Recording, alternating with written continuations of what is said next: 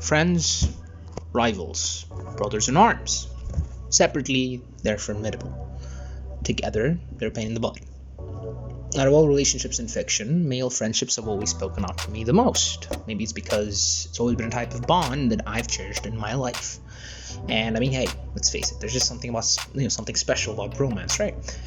Now, comic books have always had many significant bros, but being an ardent webhead fanboy, I'm particular to his romances. The most significant of which has always been with Johnny Storm, Human Torch. Now, Peter's life is hard. It's always been hard. That's kind of the point of Spider-Man, if you like him, I guess. But one of the people that has always been there to make it a little easier on him, at least after like the 80s, I guess, is Johnny. And that's why Spider-Man Human Torch will always be one of my go-to reads whenever I'm in need of some comfort, goof, and just general warmth. Written by Dan Slott, and penciled by Ty Templeton, this 5-issue miniseries from 2005 gives us a beautiful and summarized look at this relationship. Not only that, but the comic also acts as a series of snapshots of the Marvel Universe throughout the ages, with the first issue taking place in the teenage days of both Peter and Johnny, the 5th and final one being placed in present-day Marvel.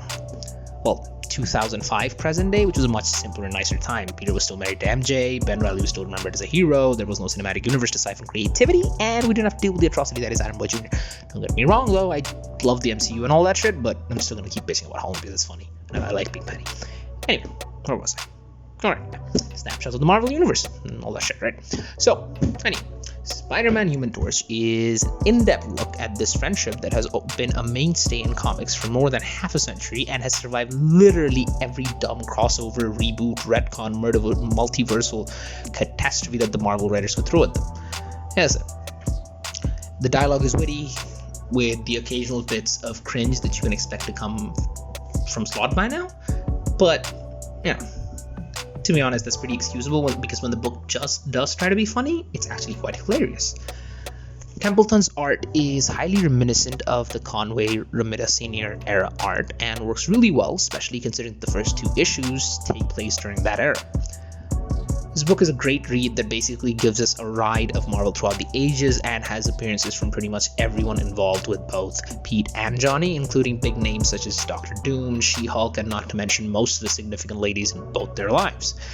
Speaking of big names, we also learn why the Trapster changed his name from Pastepot Pete to the Trapster. I don't want to spoil it, but it's probably one of the funniest things that Slott has ever written.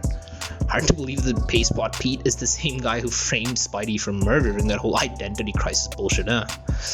Well, anyways. Last thing I want to mention regarding Spider-Man Human Torch is that it also shows us that, the grass is always greener on the other side. Right. To Johnny, Peter's one of the luckiest guys alive.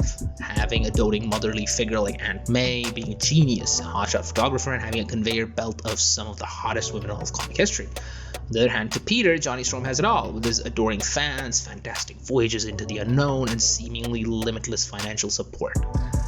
Both Johnny and Peter have always played off of each other quite well, starting as rivals who try their best to one-up each other, to having one of the closest friendships in the Marvel Universe, to such a point where in the mid-2000s, late 2000s, I guess, when Johnny Storm died, he requested that Peter be his replacement, because they're family. Anyways, so if you're like me and you're tired of all the grim, dark, edgy superhero crap that both Marvel and DC really seem to love pushing these days, and which would much rather prefer something that's actually a joy to read and puts a smile on your face, please feel free to check out Spider-Man Human Torch. The hardcover goes for like £25, and, if you feel like supporting the industry. Anyways, this is me, Offie, flipping out.